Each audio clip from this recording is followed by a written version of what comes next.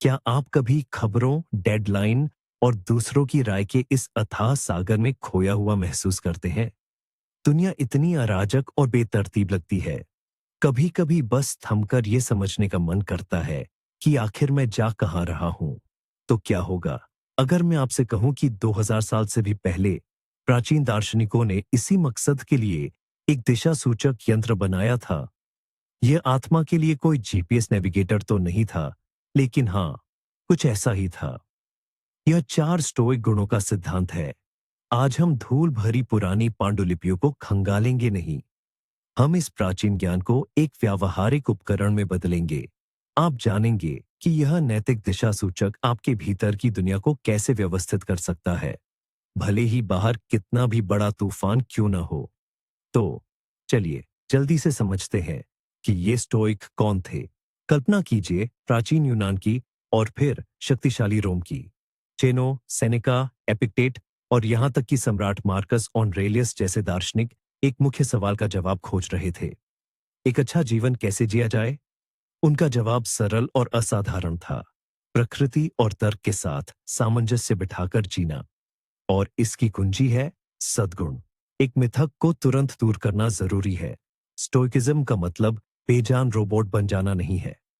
ये अपने जहाज का कप्तान बनने के बारे में है, न कि एक छोटी सी लकड़ी के टुकड़े की तरह लहरों पर बहने के बारे में। तो आइए हम स्तोइकवाद के बिल्कुल दिल में उतरते हैं और एक ऐसे विचार से शुरू करते हैं जो आपके जीवन को देखने के तरीके को पूरी तरह से बदल सकता है। स्तोइक दार्शनिकों का मानना था, इस दुनिया में एकमात्र सच्चा और वास्तविक भला सद्गुण है। बैंक में पड़े पैसे नहीं, सोशल मीडिया पर मिलने वाले लाइक नहीं, न ही एकदम सही सेहत। ये सभी बाहरी और पसंदीदा चीजें हैं। हाँ, ये सुखद है, निश्चित रूप से वांछनीय भी है, लेकिन ये सच्चा भला नहीं है। यह इतनी कठोर स्थिति क्यों? क्योंकि ये सारी चीजें आपसे किसी भी पल छीनी जा सकती हैं। धन संपत्ति गायब हो सकती है, लोकप्रियता खत्म हो सकती है, सेहत धोखा दे सकती है। लेकिन आपका चरित्र, आपके निर्णय, आपकी आंतरिक अखंडता, ये एकमात्र ऐसी चीजें हैं जो पूरी तरह और बिना किसी शर्त के आपकी अपनी है। ये आपका किला है, जिसे कोई भी जीत नहीं सकता। और यही मुक्ति दिलाने वाला सिद्धांत हमारे नैतिक कंपास का मूल आधार है। चलिए अब इसके मुख्य उत्तरी सिरे को देखते हैं। यह है व्यावहारिक ज्ञान। प्राचीन यूनानियों ने इसे फ्रोनेसिस कहा था। इसका सार अविश्वसनीय रूप से सरल है। यह उन चीजों के बीच स्पष्ट अंतर देखने की क्षमता है जो आपके नियंत्रण में है और जो नहीं है। ये आपके मन के लिए एक मुख्य फिल्टर है। फिर से उस रद्द हुई उड़ान की कल्पना कीजिए। पहली प्रतिक्रिया गुस्सा, घबराहट और पूरी दुनिया को दोष देने की इच्छा। लेकिन ज्ञान फुसफुसाता है, रुको, क्या तुम केवल सोचने भर से हवाई जहाज को उड़ा सकते हो? नहीं। क्या तुम मौसम बदल सकते हो? नहीं। तो फिर तुम क्या कर सकते हो? ऐप खोलो, कोई दूसरी उड़ान ढूंढो, कॉफी पियो और शांति से अपने दिन की नई योजना बनाओ। यही है क्रिया में ज्ञान। यह निष्क्रियता नहीं है, यह अपनी ऊर्जा का शल्य चिकित्सा की तरह सटीक उपयोग है। वहीं जहां से तुम्हें परिणाम मिलेगा। अब हम अपने कंपास को पूरब की ओर मोड़ते हैं और यहीं पर हमें दूसरा सद्गुण मिलता है, न्याय। न्यायाधीशों के लबादे और कानून की मोटी मोटी किताबों की तस्वीरों को तुरंत अपने दिमाग से निकाल दें। स्टोइक न्याय इससे कहीं ज्यादा गहरा और व्यक्तिगत है। ये इस बारे में है कि हम दूसरों के साथ कैसे पेश आते हैं। स्टोइक विचारकों के अनुसार मानवता एक ही शरीर है। हम सब उसके अंग हैं, जैसे एक हाथ की उंगलियां। किसी दूसरे व्यक्ति के साथ अन्याय करना ऐसा है जैसे एक उंगली दूसरी उंगली को चुभोने लगे। बेतुकी बात है ना? आखिर दर्द तो पूरे हाथ को महसूस होगा। उनकी नजर में न्याय का मतलब है ईमानदारी, शालीनता और दयालुता। ये समझना कि हर व्यक्ति की अपनी भूमिका और अपना महत्व है। असल जिंदगी में यह कैसा दिखता है? कल्पना कीजिए, आप एक कतार में खड़े हैं और कोई आपके आगे घुसने की कोशिश करता है। गुस्सा आना स्वाभाविक है, लेकिन न्याय हमें यह सोचने पर मजबूर करता है, हो सकता है उस व्यक्ति को कोई आपातकालीन स्थिति हो, या शायद उसने बस ध्यान नहीं दिया। इसका मतलब ये नहीं है कि आप किसी को अपने सिर पर चढ़ने दें। इसका मतलब है ईमानदारी और सबके भले के लिए काम करना, सिर्फ अपने स्वार्थ के लिए नहीं। इसका मतलब है सहकर्मियों की उपलब्धियों को स्वीकार करना, अपने वादे पूरे करना और दूसरों के साथ वैसा ही व्यवहार करना जैसा आप खुद के लिए चाहते हैं। ये वह सामाजिक गोंद है जो हमारी दुनिया को एक साथ बांधे रखता है। अब अपने कंपास के दक्षिण की ओर नजर डालते हैं। वहां हमें तीसरा सद्गुण, साहस, मिलता है। आइए तुरंत ही एक प्रचलित गलतफहमी को दूर करें। यह उन सुपर हीरो के बारे में नहीं है जो बिना सोचे समझे आग में कूद पड़ते हैं। न ही यह सिर्फ शारीरिक बल या डर का न होना है। स्टोइक साहस एक बिल्कुल अलग तरह का गुण है। यह नैतिक दृढ़ता है, एक ऐसी आंतरिक शक्ति जो आपको दबाव में भी अडिग रहने में मदद करती है, चाहे वह शारीरिक कष्ट हो, सामाजिक निंदा हो या आपके अपने गहरे डर की भावना। स्टोइक यथार्थवादी थे। वे जानते थे कि डरना स्वाभाविक है। साहस का मतलब यह नहीं कि आप डरते नहीं। साहस तब है जब आप डर के बावजूद वह करते हैं जो आपको करना चाहिए। यह सही काम करने का दृढ़ संकल्प है, भले ही आपके शरीर का हर अंश भागो और छिप जाओ चिल्ला रहा हो। कल्पना कीजिए, आप एक बैठक में हैं और सभी एक ऐसे फैसले का समर्थन कर रहे हैं जो साफ तौर पर विफल होने वाला है।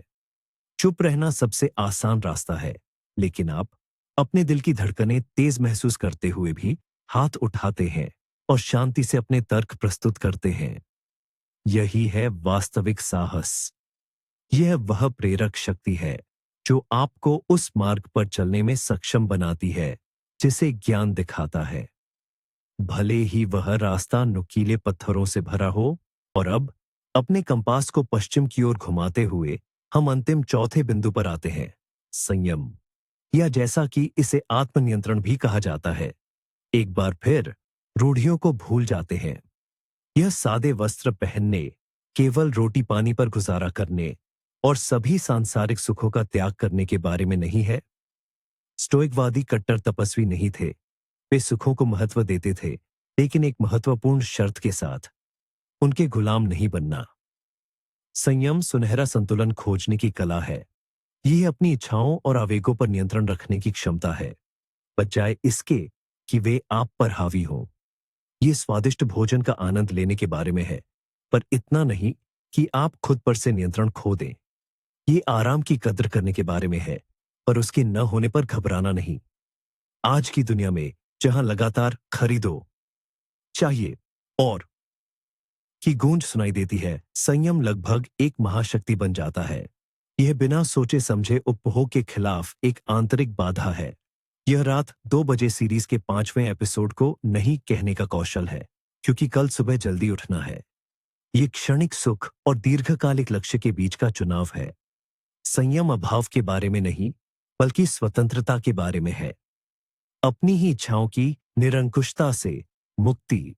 और अब आता है वह सबसे महत्वपूर्ण मोड़, जो हर चीज को एक शक्तिशाली एकीकृत प्रणाली में जोड़ता है। यह वह है जो स्टोइक दर्शन को केवल नियमों का एक संग्रह नहीं, बल्कि जीवन का एक संपूर्ण दर्शन बनाता है। तैयार हैं आप? ये 4 सद्गुण, ज्ञान, न्याय, साहस और संयम, असल में एक ही है। स्टोइक विचारकों के लिए ये अलग अलग गुण नहीं थे जिन्हें एक एक करके विकसित किया जा सके। ये एक ही अवस्था, एक परिपूर्ण मन के 4 रूप हैं। आप वास्तव में न्यायपूर्ण नहीं हो सकते जब तक आप ज्ञानी और साहसी न हो। ज्ञानी होना असंभव है यदि आप संयमित और न्यायपूर्ण नहीं हैं। ज्ञान के बिना कोई भी साहसी कार्य केवल मूर्खता है।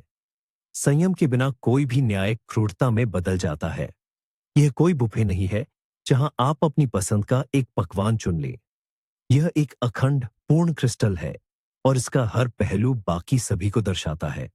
इस बात को समझना सब कुछ बदल देता है। आप केवल अधिक साहसी या अधिक संयमित बनने की कोशिश नहीं कर रहे हैं। आप पूर्णता और समग्रता की ओर बढ़ रहे हैं। तो संक्षेप में हमें क्या मिलता है? स्टोइक दर्शन के ये 4 सद्गुण कोई प्राचीन अवशेष नहीं है।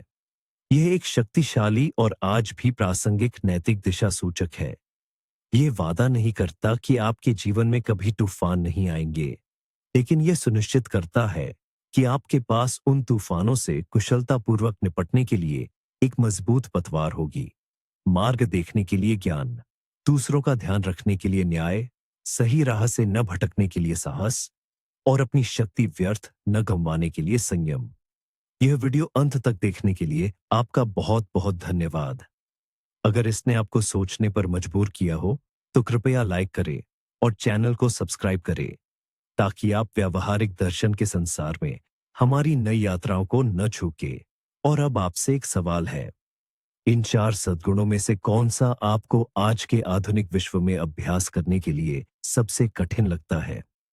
अपने विचार टिप्पणियों, कमेंट्स में साझा करें। आइए इस पर मिलकर चर्चा करें।